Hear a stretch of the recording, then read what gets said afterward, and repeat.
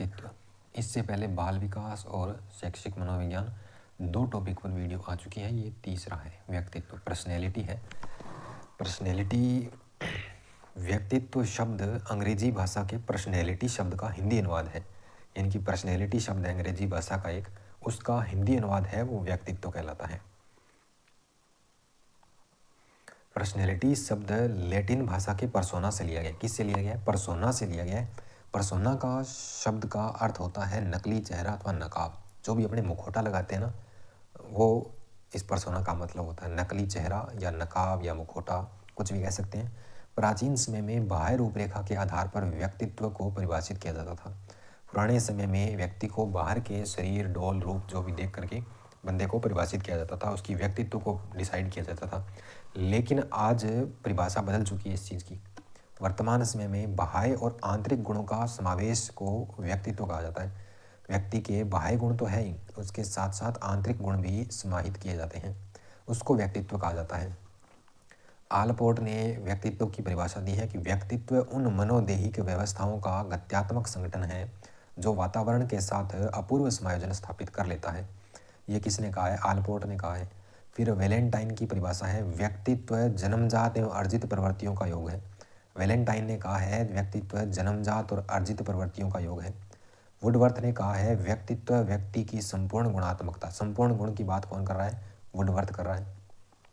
इसकी संपूर्ण गुण की वुडवर्थ कर रहा है। गिलफर्ड कह रहा है कि हम व्यक्तित्व को शील गुणों के एक संगठित नमूने के रूप में परिभाषित कर सकते हैं। संगठित या संकलित नमूना, शील गुणों का संगठित या संकलित नमूना गिलफर्ड ने कहा है।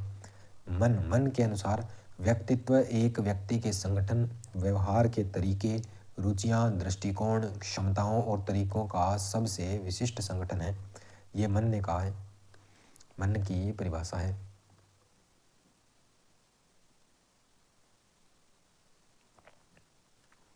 उसके बाद है वॉटसन। वॉटसन ने कहा है जो कुछ भी हम करते हैं वही व्यक्तित्व है।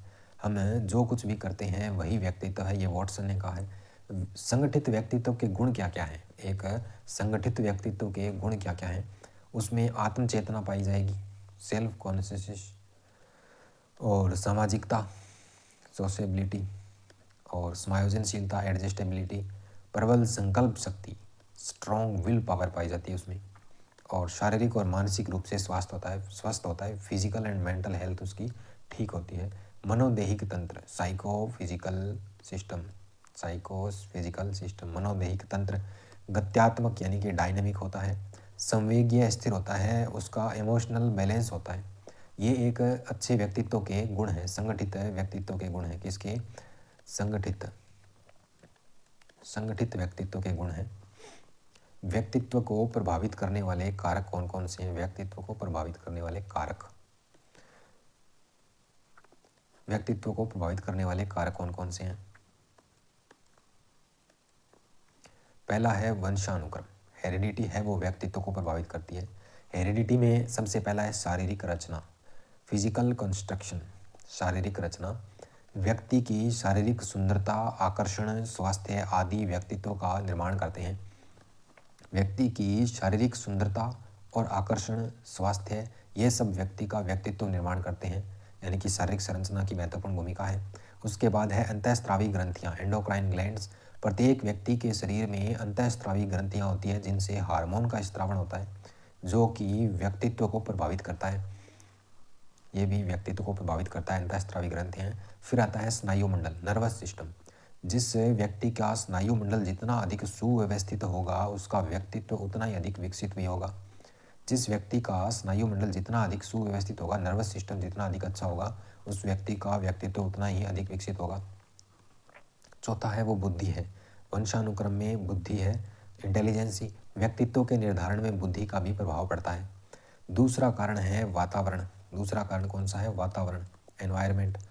परिवार का वातावरण, विद्यालय का वातावरण, सामाजिक वातावरण, सांस्कृतिक वातावरण और भौगोलिक वातावरण, ये चारों पांचों हैं, ये मिलकर के व्यक्ति के व्यक्तित्व को प्रभावित करते हैं।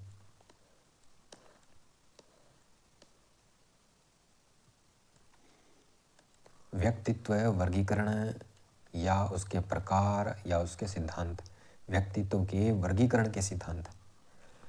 सबसे पहला है हिप्पोक्रेटस के अनुसार।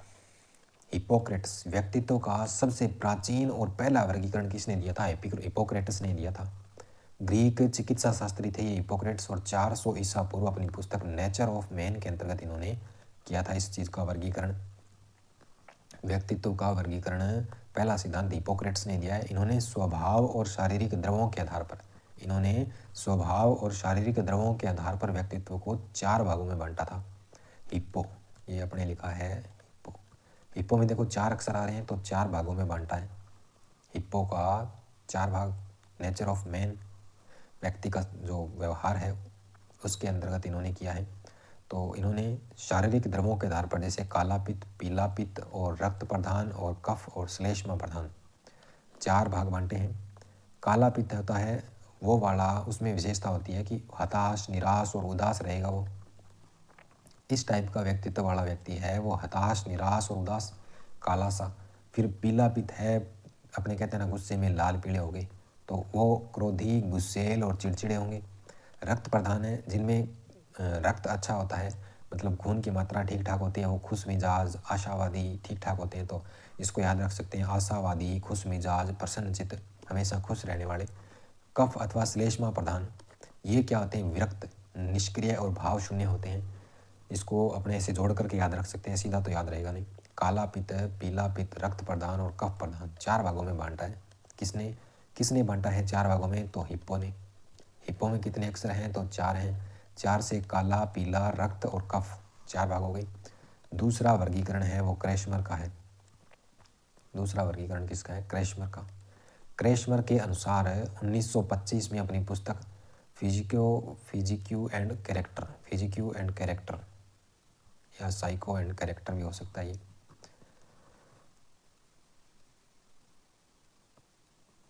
इसके अंतर्गत शारीरिक संरचना के आधार पर व्यक्तित्व का वर्गीकरण किया इन्होंने। क्रेशमर ने किस पर? शारीरिक संरचना के आधार पर भी किया है।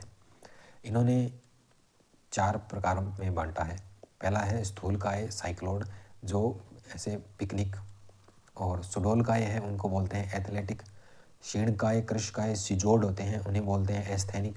और मिश्रित या विशालकाय होते हैं, उन्हें डाइसप्लास्टिक। ये इनके इंग्लिश नाम है। इंग्लिश वाले अगर याद रख लेते हैं तो अपने हिंदी में 2-3 नाम आ सकते हैं, लेकिन इंग्लिश में एक ही आएगा, जैसे पिकनिक, एथलेटिक और एस्थेनिक और डाइसप्लास्टिक। तो स्थूलकाय व्यक्तित्व वाले व्यक्ति हैं, उनकी विशेषताएं क्या है? नाटे व्यक्ति, कद छोटा होता है इनका, गोलाकार, गर्दन छोटी और मोटी होती है, खुश मिजाज, खाने पीने के शौकीन, उत्साह, विषाद के लक्षण विकसित होने की संभावना। सुडोलकाय होते हैं, इन्हें बोलते हैं अपने एथलेटिक, और एथलेटिक होते हैं खिलाड़ी प्रवृत्ति वाले। शारीरिक कद तो ज़्यादा न लंबा और न अधिक छोटा। खिलाड़ी प्रवृत्ति वाले, समायोजित सामाजिक प्रतिष्ठा। क्षीणकाय मतलब दुबले पतले, दुर्बल शरीर वाले, लंबे, चिड़चिड़ा स्वभाव, दिवा स्वप्न की प्रवृत्ति, मनोविदालता होने की संभावना।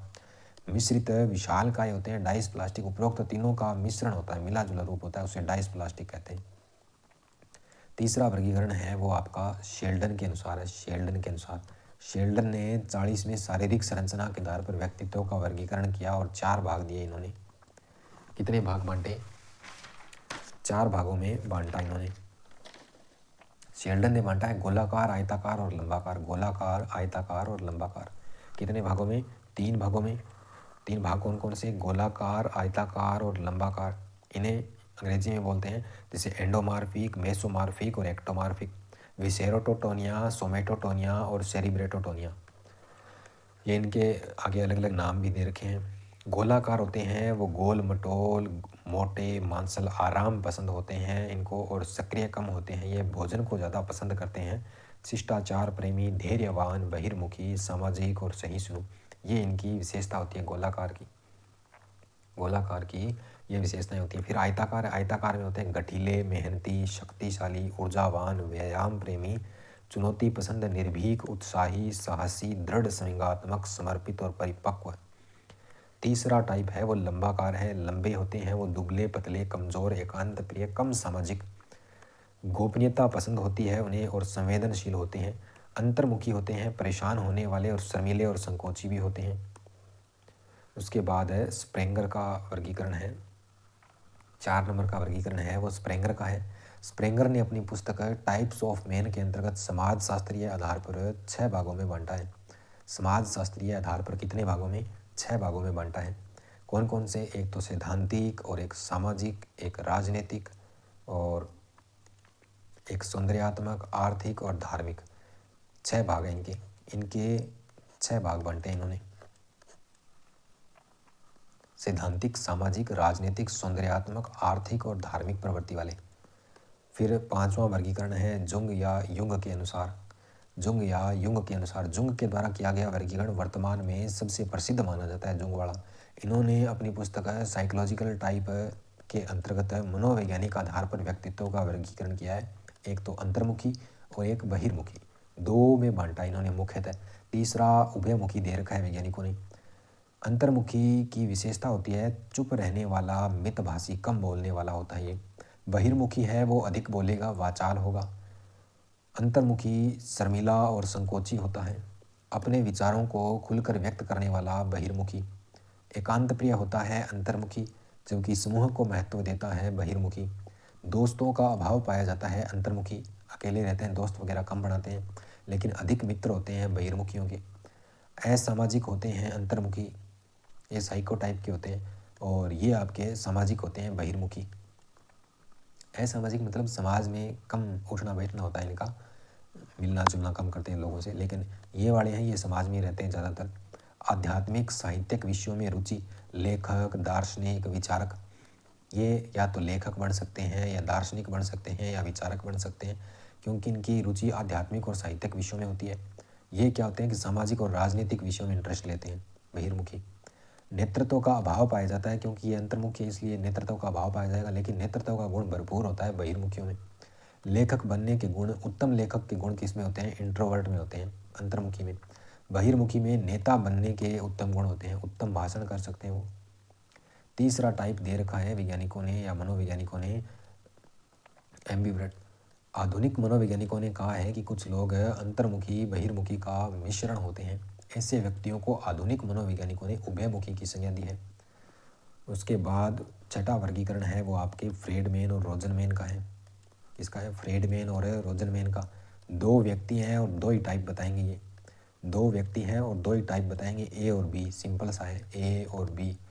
बी से अपने याद रख सकते हैं कि जो बढ़िया होते हैं, जो बढ़िया होते हैं। बढ़िया मतलब बी टाइप स्वयंगात्मक रूप से स्थिर होंगे, तनाव मुक्त रहते हैं, चिंता मुक्त रहते हैं, मस्त मौला, विश्वास करने वाले, संयमी होते हैं, समायोजित और शांत स्वभाव होता है। जबकि ए टाइप वाले हैं वो स्वयंगात्मक रूप से एक तो अस्थिर होंगे, तनाव से भरे रहेंगे, चिंतित रहते हैं, चिड़चिड़ा स्वभाव होता है, उदासीन, एकांत प्रिय, जल्दबाज, संकालू और ईर्ष्यालु।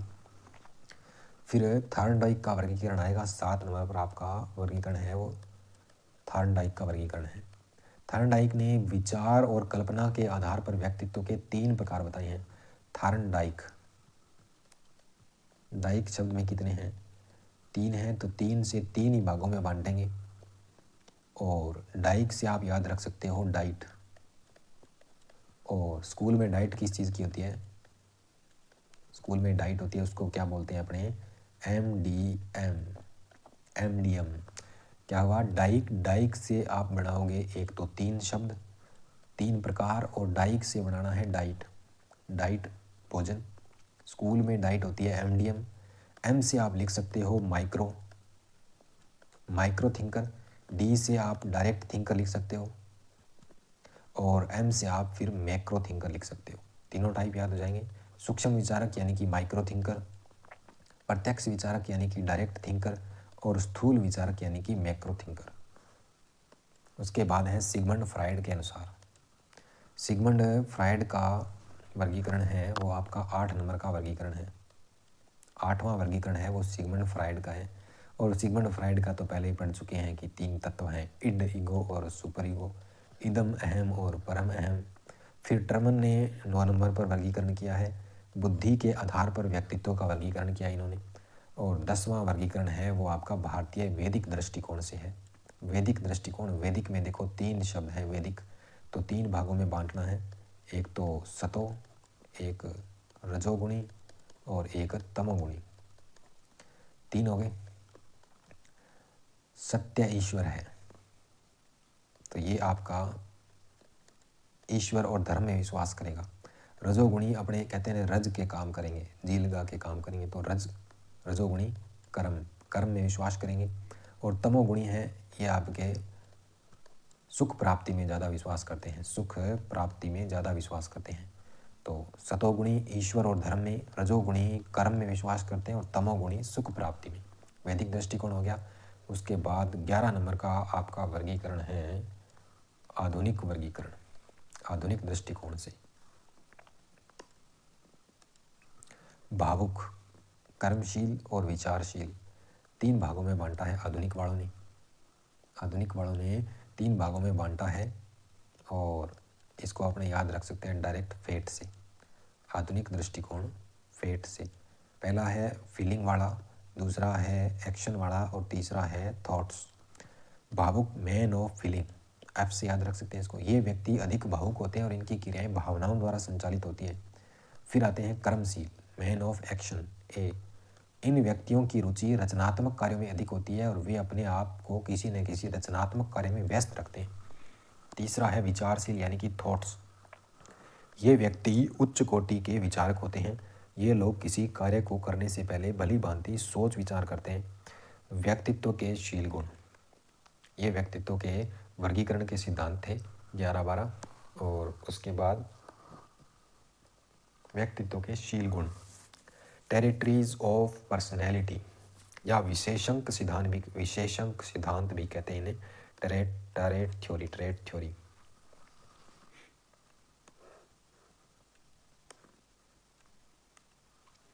व्यक्तित्व के शील गुण, व्यक्ति के व्यक्तित्व में विभिन्न मानसिक और शारीरिक गुणों का समन्वय और संगठन होता है। विभिन्न मानसिक और शारीरिक गुणों का क्या होता है, संगठन होता है, समन्वय होता है। जिन जिन गुणों के समन्वय से व्यक्तित्व का निर्माण होता है, जिन जिन तत्वों से व्यक्तित्व का निर्माण हो रहा है उस व्यक्ति का, उसे मनोवैज्ञानिक भाषा में उन्हें व्यक्तित्व के विशेषक या शील गुण कहते हैं। जैसे कोई व्यक्ति में परोपकारिता है, विश्वसनीयता है, विनम्रता है, व्यवहारिकता है, स्पष्टवादी है, वो सत्यनिष्ठ है और संयमी है, तो इन सब को मिलाकर के अपने कह सकते हैं कि ये उसके व्यक्तित्व के शील गुण हैं। गिलफर्ड ने कहा है कि व्यक्तित्व व्यक्ति के शील गुणों का संगठनात्मक प्रतिरूप किसने कहा है, गिलफर्ड ने। क्रच और क्रचफील्ड ने कहा है व्यक्तित्व शील गुण का स्थायी विशेषता है। शील गुण व्यक्ति की स्थायी विशेषता है जिसके द्वारा विभिन्न परिस्थितियों में एक सा व्यवहार होता है, आलपोर्ट का विशेषांक सिद्धांत या शील गुण सिद्धांत, आलपोर्ट्स राइट थ्योरी। पहला किसने दिया है, आलपोर्ट ने दिया है। आलपोर्ट ने शील गुणों को मुख्यतः 2 भागों में बांटा है। आलपोर्ट ने कितने भागों में बांटा है, 2 भागों में बांटा है। एक तो सामान्य शील गुण और एक व्यक्तिगत शील गुण। सामान्य शील गुण जो समाज संस्कृति के अधिकतर लोगों में पाया जाता है, ये सामान्य शील गुण है, ये सभी में पाया जाएगा। सामान्य शील गुण सभी में पाया जाएगा। फिर आता है व्यक्तिगत शील गुण। इसे आलपोर्ट ने व्यक्तिगत प्रवृत्ति भी कहा है। इसे आलपोर्ट ने क्या है, व्यक्तिगत प्रवृत्ति कहा है। यह शील गुण किसी समाज या संस्कृति के व्यक्ति विशेष तक ही सीमित होते हैं। कहाँ तक, व्यक्ति विशेष तक ही सीमित होते हैं, हर किसी में नहीं पाए जाते। आलपोर्ट ने व्यक्तिगत प्रवृत्ति को कितने भागों में बांटा है, 3 भागों में। पहला सामान्य शील गुण है, उसको तो सीधा छोड़ दिया। उसके बाद व्यक्तिगत शील गुण है, उन्हें आगे 3 भागों में बांटा है। कॉर्डिनल शील गुण, केंद्रीय शील गुण और गौण शील गुण। 3 आ गए, कॉर्डिनल, केंद्रीय और गौण। कॉर्डिनल ये ऐसे शील गुण होते हैं, ये बहुत ज़्यादा प्रबल होते हैं। इन्हें व्यक्ति छुपाना चाहे तो भी नहीं छुपा सकता। सभी व्यक्तियों में यह गुण निहित नहीं होता, परंतु जिसमें होता है ना, वो पूर्णतः इसी गुण के कारण जाना जाता है। जैसे महात्मा गांधी सत्य और अहिंसा के लिए जाने जाते थे, हिटलर, नेपोलियन, ये इनके जैसे ये विशिष्ट तरीके से जाने जाते हैं। महात्मा गांधी अहिंसा के लिए, तो यह उनका कॉर्डिनल शील गुण है। फिर केंद्रीय शील गुण व्यक्तित्व निर्माण की ईंटें होती है। केंद्रीय शील गुण व्यक्तित्व निर्माण की ईंटें होती है, जैसे सामाजिकता, सहानुभूति, आत्मविश्वास, ये सब पर्सनैलिटी डेवलपमेंट करने में सहयोगी होगी। गौण शील गुण बहुत कम महत्वपूर्ण होते हैं, जैसे पहनावा, हेयर स्टाइल, विशेष तरीके से बोलना, उठना, बैठना, ये सब गौण शील गुण में आते हैं। इन पर ज़्यादा ध्यान नहीं दिया जाता है। फिर आते हैं केटल के विशेषांक सिद्धांत। या केटल के शील गुण सिद्धांत, केटल ट्राइट्स थ्योरी। केटल ने शील गुणों को दो भागों में बांटा है, एक तो सतही शील गुण और एक मूल शील गुण। दो शील गुण हैं। सरफेस ट्राइट, यह इस तरह के शील गुण होते हैं जो व्यक्ति के दिन प्रतिदिन की अंतःक्रिया में आसानी से व्यक्त हो जाते हैं, जैसे वो प्रसन्न है, परोपकारी है या सत्यनिष्ठ है। ये सतही शील गुण है जो ऊपर सतह पर ही मिल जाते हैं, यानी कि। उसके बाद मूल शील गुण, मूल शील गुण सोर्स ट्रेट। मूल शील गुण व्यक्तित्व की भीतरी संरचना होती है, इसका प्रेक्षण सीधे नहीं किया जा सकता है। सामुदायिकता, निस्वार्थता, हास्य, ये सब मूल शील गुण है और इनको एक 16 व्यक्तित्व कारक प्रश्नावली बनाई है केटल ने। केटल ने 16 PF नाम से एक प्रश्नावली का निर्माण किया है। केटल ने मूल शील गुणों को दो भागों में बांटा है। मूल शील गुणों को कितने भागों में बांटा है? दो भागों में बांटा है। एक तो स्वाभाविक शील गुण और एक पर्यावरण शील गुण, पर्यावरण प्रभावित शील गुण। स्वाभाविक शील गुण आनुवंशिकता से प्रभावित होते हैं और पर्यावरण प्रभावित शील गुण है वो वातावरण से प्रभावित होते हैं। आइजेंक का विशेषांक सिद्धांत, उसके बाद आइजेंक का विशेषांक सिद्धांत है तीसरा।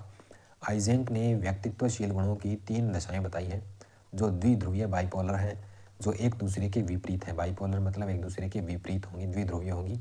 इस प्रकार आइजेंक ने आइजेंक व्यक्तित्व प्रश्नावली, क्या EPQ, का निर्माण भी किया है। जैसे उसने 16 PF का निर्माण किया था ना केटल ने, वैसे आइजेंक ने EPQ का निर्माण किया है। अंतर्मुखता, बहिर्मुखता, पहला स्तर है ये। दूसरा है स्थिरता, अस्थिरता वाला। और तीसरा है मनोविक्षिप्तता, आवेग नियंत्रित मनोविक्षिप्त सुपर ईगो की क्रियाएं। स्थिरता, स्नायु विकृत, ये स्थिरता अस्थिरता वाला है। आइजेंक ने निष्कर्ष रूप में व्यक्तित्व को 4 भागों में बांटा है। उसने स्तर तो 3 थे लेकिन मुख्यतः भाग कितने हैं? 4 भागों में बांटा है। 3 दशाएं हैं और 4 भाग हैं। 4 भाग कौन कौन से हैं? अंतर्मुखी प्रवृत्ति का होगा एक तो, एक बहिर्मुखी प्रवृत्ति का, एक स्नायु विकृत उन्मादावस्था और एक मनोविक्षिप्त होगा। इनमें से पहले 2 प्रकार है ना, अंतर्मुखी और बहिर्मुखी, ये तो सामान्य व्यक्तियों के लिए, और ये स्नायु विकृत उन्मादावस्था और एक मनोविक्षिप्त अवस्था है, ये मेंटल भी हो सकते हैं, असामान्य व्यक्तियों के लिए है लास्ट 2। फिर है कोस्टा और मैकर्के का वर्गीकरण है। शील गुणों का कोस्टा और मैकर्के का वर्गीकरण है। 5 प्रकार के शील गुणों का वर्णन किया है। बिग 5 मॉडल कहा जाता है। बिग 5 मॉडल किसने दिया है? कोस्ट बिग बड़ी है, किस चीज़ की? शील गुणों की कोस्ट है वो बिग बड़ी है, तो याद रख सकते हैं कोस्टा मैकर्के ने बिग 5 मॉडल दिया है। बहिर्मुखता, सहमति जन्यता, अंतःकरण की शुद्धता, मन संताप और अनुभवों के प्रति खुलापन, 5 भागों में बांटा है। कितने भागों में? 5 भागों में बांटा है। बहिर्मुखता, सहमति जन्यता, अंतःकरण की शुद्धता और मन संताप, और 5वां है अनुभवों के प्रति खुलापन। व्यक्तित्व के सिद्धांत, व्यक्तित्व के सिद्धांत, थ्योरीज ऑफ पर्सनैलिटी। मनोविश्लेषणात्मक सिद्धांत, क्लासिकी मनोविश्लेषणवाद, इसके जनक हैं सिगमंड फ्राइड। मनोविश्लेषणात्मक, यह सिद्धांत बाल विकास में पहले अपने पढ़ चुके हैं। मनोविश्लेषणात्मक सिद्धांत सिगमंड फ्राइड। और दूसरा है नव मनोविश्लेषणात्मक सिद्धांत, जिसमें युंग, एडलर, एरिक एरिक्सन और सुलेवान, अन्ना फ्राइड, ये सब आते हैं इसमें। युंग का विश्लेषणात्मक सिद्धांत, पहला सिद्धांत है युंग का विश्लेषणात्मक सिद्धांत, analytical theory of Jung. Jung को नव फ्राइडवादी कहा जाता है क्योंकि ये फ्राइड का क्या था? शिष्य था। युंग फ्राइड का शिष्य था। फ्राइड ने क्या बोला कि शिशु कामुकता के ऊपर काफ़ी ज़्यादा ध्यान देने लग गया वो, तो उसके विचारों से युंग क्या है? असहमत हो गया। युंग क्या हो गया? असहमत। तो उसने असहमत होकर के अपना अलग सिद्धांत प्रतिपादन किया, विश्लेषणात्मक सिद्धांत का। दोनों में लड़ाई हो गई। युंग के सिद्धांत की प्रमुख बातें, काम वासना, सेक्सुअलिटी। शिशु कामुकता की बात पर सिगमंड फ्राइड और युंग के बीच मतभेद हो जाता है। युंग ने शिशु में कामुकता की बात का विरोध करते हुए विश्लेषणात्मक सिद्धांत का प्रतिपादन किया। युंग ने काम वासना से संबंधित विचार अपनी पुस्तक द साइकोलॉजिकल ऑफ अनकॉन्शियस में प्रस्तुत किए। युंग के अनुसार बालक का व्यवहार न तो फ्राइड के लिबिडो से होता है, और ना ही एडलर की रचनात्मक शक्ति। इनसे नहीं होता। युंग ने कहा कि प्रत्येक व्यक्ति में अपृथकीकृत जीवन शक्ति होती है, अपृथकीकृत जीवन शक्ति होती है। यही शक्ति व्यवहार को प्रभावित करती है। उसने कुछ अलग ही बताया, अपृथकीकृत जीवन शक्ति। सामूहिक अचेतन, पहला सेक्सुअलिटी हो गया, दूसरा है सामूहिक अचेतन, द कलेक्टिव अनकॉन्शियस। युंग ने अचेतन मन के दो प्रकार बताए हैं, एक तो व्यक्तिगत अचेतन और एक सामूहिक अचेतन। व्यक्तिगत अचेतन में क्या होगा कि व्यक्ति की व्यक्तिगत इच्छाएं, स्मृतियां, ये सब शामिल होती हैं।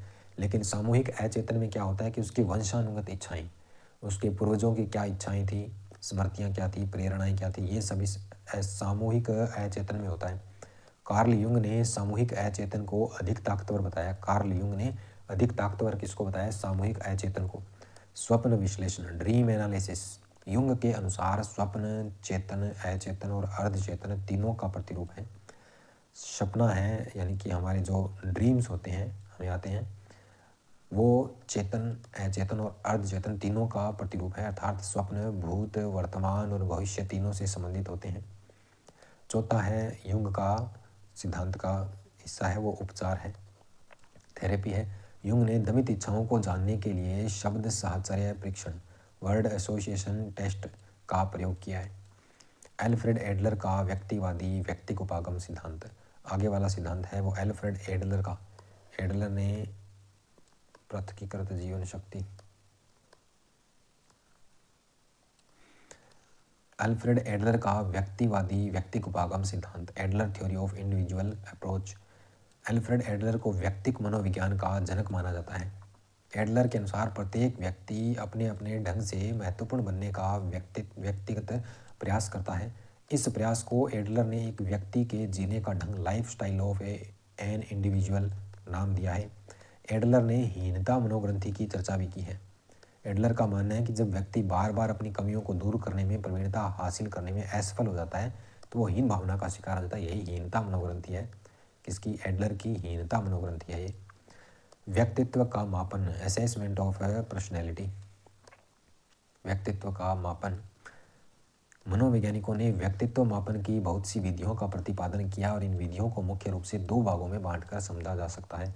व्यक्तित्व मापन की विधियाँ, पहली है प्रक्षेपण विधियाँ और एक होती है अन्य विधियाँ। दूसरा टाइप है अन्य विधियाँ। पहला है प्रक्षेपण विधियाँ, दूसरा है अन्य विधियाँ। प्रक्षेपण विधियों में TAT, CAT, IBT, SCT, FWAT, PFT, PDT और DPT और CPT, ये विधियाँ हैं प्रक्षेपण विधियाँ। अन्य विधियों में एक तो आत्मनिष्ठ व्यक्तिनिष्ठ विधियाँ और एक होती है वस्तुनिष्ठ विधियाँ। आत्मनिष्ठ और व्यक्तिनिष्ठ विधियों के 4 प्रकार हैं। आत्मकथा, व्यक्ति इतिहास यानी कि केस स्टडी, और प्रश्नावली विधि यानी कि क्वेश्चनरी मेथड, और साक्षात्कार इंटरव्यू। आत्मकथा होती है बायोग्राफी।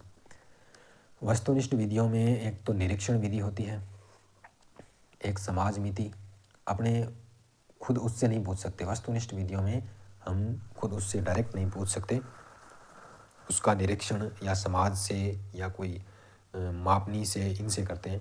परिस्थिति परीक्षण, शारीरिक परीक्षण, निर्धारण मापनी, ये सब वस्तुनिष्ठ विधियाँ हैं। आत्मनिष्ठ, उसकी आत्मकथा, उसके ऊपर केस स्टडी करेंगे और प्रश्नावली विधि से उससे प्रश्न पूछेंगे, उसका इंटरव्यू लेंगे। लेकिन वस्तुनिष्ठ में उसे पता नहीं चलेगा, उसका निरीक्षण अवलोकन उससे होगा।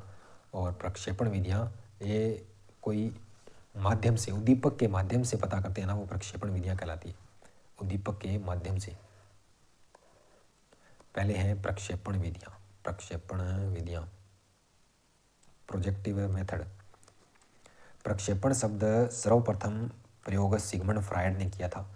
सिगमंड फ्रायड ने, प्रक्षेपण का अर्थ होता है अपनी बातों, विचारों, भावनाओं, अनुभवों को आदि को स्वयं न बताकर किसी अन्य उद्दीपक या पदार्थ के माध्यम से निकलवाना, अभिव्यक्त करवाना उससे।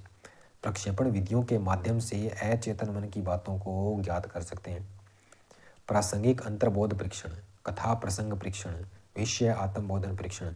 ये हिंदी वाले नाम तो याद रहे या ना रहे, लेकिन इंग्लिश वाला एक ही नाम याद रखना है, TAT, thematic abstraction test, abstraction test, thematic abstraction test, TAT। ये किसने दिया है? मॉर्गन और मुर्रे ने दिया है। मॉर्गन और मुर्रे ने दिया है TAT, मॉर्गन और मुर्रे। इस परीक्षण में कुल 31 कार्ड होते हैं, जिनमें से 30 कार्ड पर चित्र बने होते हैं। एक कार्ड खाली होता है, तो 31 कार्ड हो गए। उसमें से 10 कार्ड पर पुरुषों के, 10 कार्ड पर महिलाओं से संबंधित और 10 कार्ड पर दोनों से संबंधित चित्र बने होते हैं। 31 कार्ड में से 20 कार्ड का चयन किया जाता है और 20 कार्ड में से 19 कार्ड पर चित्र बने होते हैं और एक कार्ड खाली होता है, कार्ड नंबर 16। किसी एक व्यक्ति पर अधिकतम 20 कार्ड का क्रियान्वयन कर सकते हैं अपने। प्रत्येक चित्र में अलग अलग स्थिति दर्शाई जाती है और व्यक्ति को चित्र दिखाकर उसे कहानी लिखने को कहा जाता है। यह परीक्षण व्यक्तिगत और सामूहिक दोनों रूपों में प्रयोग कर सकते हैं। 14 वर्ष से अधिक के बच्चों के लिए विशेष उपयोगी है ये। उसके बाद है CAT। CAT का मतलब होता है children expression test. Children expression test, CAT। C से क्या होता है? चिल्ड्रन। चिल्ड्रन बोले तो चाइल्ड, और चाइल्ड का मतलब होता है बालक। इसका अर्थ होता है बालक। लियोपोल्ड बेलोक याद रख सकते हो आप, लियोपोल्ड बेलोक। उसका निर्माण जिसने किया था ना CAT का, वो लियोपोल्ड बेलेक था। बेलेक से बालक और बालक से चाइल्ड, CAT का। और अर्नेस्ट क्रिस ने इसका विकास किया था। इस परीक्षण में 10 कार्डों पर जानवरों के चित्र बने होते हैं। बालक को चित्र दिखाकर कहानी लिखने को कहा जाता है। चित्र दिखाएंगे और उसको बोलेंगे कहानी लिखो इस पे। परीक्षण व्यक्तिगत और सामूहिक दोनों रूपों में प्रयोग कर सकते हैं और 3 से 11 वर्ष के बालकों के लिए विशेष उपयोगी है ये। उसके बाद रोशार शाही धब्बा परीक्षण। रोशार शाही धब्बा परीक्षण, इंक ब्लॉट टेस्ट, IBT कहते हैं इसको। निर्माण किसने किया था? हरमन रोशार्स ने। किसने किया था? हरमन रोशार्स ने। इस परीक्षण में 10 कार्ड पर शाही के धब्बे बने होते हैं। 5 कार्ड पर काले व सफ़ेद, 2 कार्ड पर काले, सफ़ेद और लाल, और 3 कार्ड पर विभिन्न रंगों के धब्बे। बालक को धब्बा दिखाकर उससे उस आकृति में से, मान लीजिए ये कार्ड है, इसके ऊपर ऐसे कोई चित्र बना दिया, उसको बोलेंगे कि ये किस चीज़ का चित्र है, कैसा लग रहा है तुम्हें, क्या कल्पना कर सकते हो इस बारे में, तो वो उसके बारे में पूछा जाता है। यह परीक्षण व्यक्तिगत रूप से किया जा सकता है। छोटे बच्चों के लिए अनुपयुक्त है ये। छोटे बच्चों के लिए अनुपयुक्त है ये। वाक्य पूर्ति परीक्षण। इसके वाक्य पूर्ति पाइन व टेंडलर का है। पाइन व टेंडलर का है। Sentence complete test. Sentence completion test, completion, SCT बोलते हैं इसको, SCT। यह परीक्षण 14 से 19 वर्ष के बच्चों के लिए उपयुक्त होता है। इस परीक्षण में अधूरे वाक्यों को पूरा करने को कहा जाता है। जैसे मैं बहुत खुश होता हूँ जब सब्सक्राइबर बढ़ते हैं। मैं बहुत खुश होता हूँ जब सब्सक्राइबर बढ़ते हैं। मेरे मित्र अक्सर मेरी वीडियो लाइक करते हैं। तो इस तरीके से कर सकते हैं। ये वाक्य पूर्ति परीक्षण होता है। स्वतंत्र शब्द साहचर्य परीक्षण, इसके आगे वाला कौन सा है? स्वतंत्र शब्द साहचर्य परीक्षण, free word association test, FWAT बोलते हैं जिसे, फ्री वर्ड। और फ्री वर्ड अपने कहाँ यूज करते हैं? साहचर्य यानी कि अपने सहपाठियों के साथ। फ्री वर्ड है सहपाठियों के साथ। इसका सर्वप्रथम निर्माण गाल्टन ने किया था। सर्वप्रथम निर्माण गाल्टन ने किया था 1879 में। इन्होंने 75 शब्दों की एक सूची तैयार की व्यक्तित्व मापन के रूप में। अगर ऐसे पूछ ले कि व्यक्तित्व मापन के रूप में इसका सर्वप्रथम प्रयोग किसने किया, तो युंग ने किया था 1904 में। 100 शब्दों की सूची तैयार की थी। युंग की सफलता से प्रभावित होकर अमेरिका में केंट और रोजेनफ ने 1910 में और रेपोपोर्ट ने 1946 में अन्य प्रकार के शब्द साहचर्य परीक्षणों का निर्माण किया था। इस परीक्षण के द्वारा व्यक्तित्व मापन के अलावा कई मानसिक रोगों का इलाज भी किया जाता है। तस्वीर कुष्ठा परीक्षण, पिक्चर फ्रस्ट्रेशन टेस्ट, इसको क्या बोलते हैं? PFT, picture frustration test. Rosenzweig, प्रवर्तक कौन है जिसके? रोजनविंग। और इसमें कुंठा का मापन किया जाता है। 24 कार्टून की तस्वीरें होती हैं, 12 कार्ड महिलाओं के लिए और 12 कार्ड पुरुष के लिए। इसको याद कैसे रखेंगे? Picture frustration test. पिक्चर कब देखता है? रोज़ देखता है। पिक्चर कब देखता है? रोज़ देखता है। कौन देखता है? एक 24 साल का लड़का है, वो रोज़ पिक्चर देखता है। तो 24 कार्ड हो गए, रोज़ से आपका रोजनविंग हो गया, पिक्चर से पिक्चर फ्रस्ट्रेशन टेस्ट। फिर मनोनाटकीय विधि आती है। मनोनाटकीय से आप मोरेनो याद कर सकते हैं। मनोनाटकीय विधि मोरेनो, इसने दी है, मोरेनो ने। इस विधि में पूर्व नियोजित तरीके से बालक अपनी भावनाओं की अभिव्यक्ति करता है और बालक के अभिव्यक्ति के द्वारा अचेतन मन की बातों का पता लगाकर उसके व्यक्तित्व का मापन किया जाता है। अचेतन मन की बातों का पता लगाया जाता है मनोनाटकीय विधि से, साइको ड्रामा मेथड से। ड्रा ए पर्सन DPT कहलाता है, DPT, ड्रा ए पर्सन। इसको याद कैसे करेंगे? मेक ओवर, ड्राइंग करना यानी कि ड्राइंग बनाना, और बनाने को क्या कहते हैं अपने? मेक कहते हैं। उसने एक ड्राइंग बनाई, उसने एक ड्राइंग मेक की, तो मेक ओवर हो जाएगा मेक से, और DPT इसका शॉर्ट नेम है, ड्राउ ए पर्सन टेस्ट। फिर है cloud picture test, CPT। Cloud picture test CPT। Cloud क्या होती है? स्टोरेज होती है। क्या होती है? स्टोरेज होती है। स्टोरेज से आप ईस्टर्न याद कर सकते हैं, स्टोरेज से ईस्टर्न। CPT किसने दिया है? ईस्टर्न ने दिया है।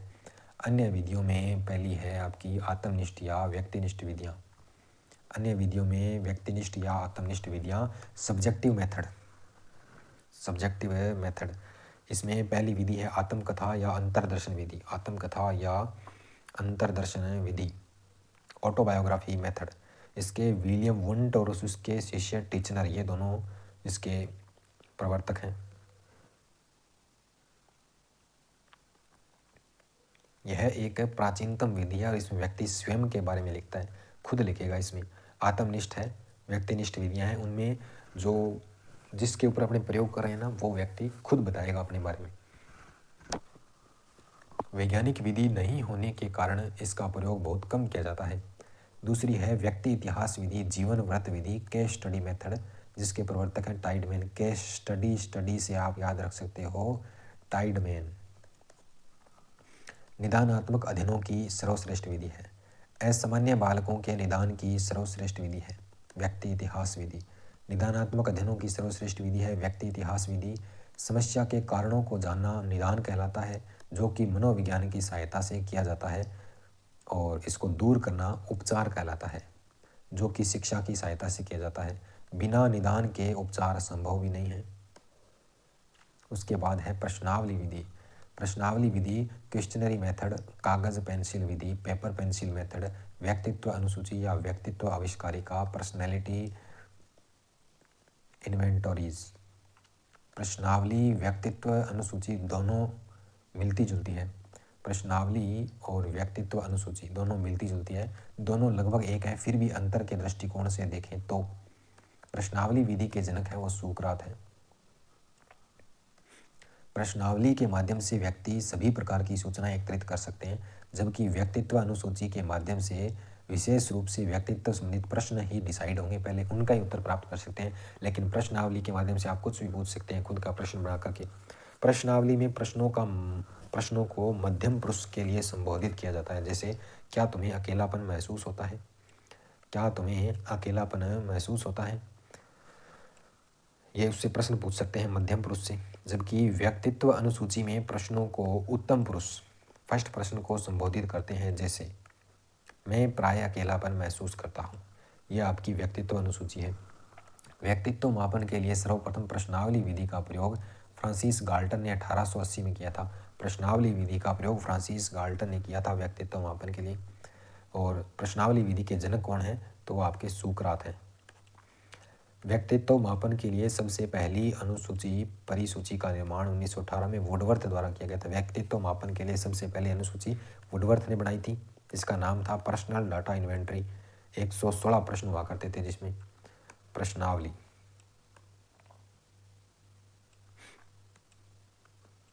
प्रश्नावली में एक प्रपत्र होता है जिसमें कुछ प्रश्न लिखे होते हैं। उत्तर के रूप में 2 विकल्प हाँ अथवा नहीं, या फिर 3 विकल्प हाँ नहीं कभी नहीं होते हैं। प्रश्नावली के प्रकार, एक तो बंद प्रश्नावली, एक खुली प्रश्नावली, चित्रित प्रश्नावली और मिश्रित प्रश्नावली। प्रश्नावली के 4 प्रकार होते हैं। बंद या प्रतिबंधित प्रश्नावली है, इसमें प्रश्नों के उत्तर हाँ, नहीं या फिर 4 विकल्प में से किसी एक पर सही निशान लगाकर देना होता है। खुली प्रश्नावली में प्रश्नों के उत्तर विस्तार पूर्वक स्वतंत्रता पूर्वक दे सकते हैं। चित्रित प्रश्नावली में चित्रों के माध्यम से पूछे गए प्रश्नों के उत्तर देने होते हैं। और मिश्रित प्रश्नावली में उपरोक्त सभी का मिला जुला मिक्स रूप होता है। फिर व्यक्तित्व अनुसूची परीक्षण है ये कुछ, जिनमें मॉड्सले व्यक्तित्व प्रश्नावली, ये प्रश्नावली में आते हैं आगे। व्यक्तित्व अनुसूची परीक्षण, मॉन्डसले व्यक्तित्व प्रश्नावली एमपीआई जिसका शॉर्ट नेम है, इसके निर्माण किया था आइजैक ने। इसके अंतर्गत टोटल 48 क्वेश्चन होते हैं, जिनके अंतर्गत अंतर्मुखता, बहिर्मुखता, मनोस्नायु दुर्बलता तीनों का मापन या आयाम का मापन किया जाता है। दूसरी है एडवर्ड व्यक्तित्व प्राथमिकता मापनी EPPS, Edward personal preference scale. निर्माण किसने किया था? एडवर्ड ने किया था। इसके अंतर्गत 15 व्यक्तित्व गुणों का मापन किया जाता है। माइनेसोटा मल्टीफेजिक पर्सनैलिटी टेस्ट MMPI, निर्माण हाथावे तथा मैककिनले इनके द्वारा किया गया और इसके अंतर्गत 550 एकांश होते हैं। प्रत्येक एकांश के 3 उत्तर होते हैं, सही गलत कुछ नहीं कहा जा सकता। उसके बाद है बेल समायोजन आविष्कारिका, बेल एडजस्टमेंट इन्वेंटरी, जिसका निर्माण किसने किया था? बेल ने किया था। और इस आविष्कारिका का उद्देश्य व्यक्ति में समायोजन संबंधित कठिनाइयों का पता लगाना होता है। समायोजन में क्या कठिनाइयाँ हो रही है उनका पता लगाना होता है बेल समायोजन में। फिर साक्षात्कार है इंटरव्यू। प्रवर्तक है जॉन डार्ले के अनुसार एक उद्देश्यपूर्ण किया गया वार्तालाप ही साक्षात्कार है। कोई उद्देश्य को लेकर के अगर कोई बात करें तो वो वार्तालाप है, फालतू बकवास करें वो वार्तालाप साक्षात्कार नहीं है। कोई उद्देश्य होना चाहिए उसका। साक्षात्कार की शुरुआत अमेरिका से हुई थी। साक्षात्कार अमेरिका से शुरू हुआ और साक्षात्कार में आमने सामने होना जरूरी होता है। इसमें प्रश्नों का कोई बंधन नहीं होता है और ना ही समय सीमा निश्चित होती है।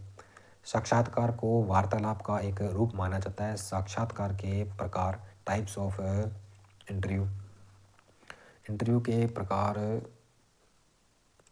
3 होते हैं मुख्यतः। एक तो निर्देशित, संरचित, औपचारिक साक्षात्कार।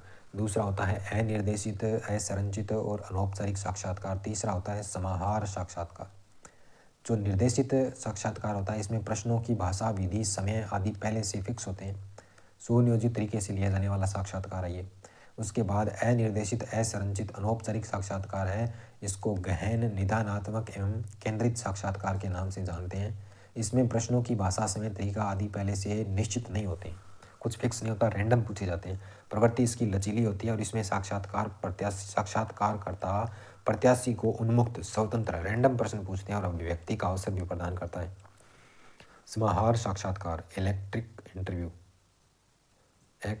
एक्लेक्टिक इंटरव्यू, उपरोक्त दोनों का मिला जुला रूप है, वो साक्षात्कार की सर्वश्रेष्ठ विधि है।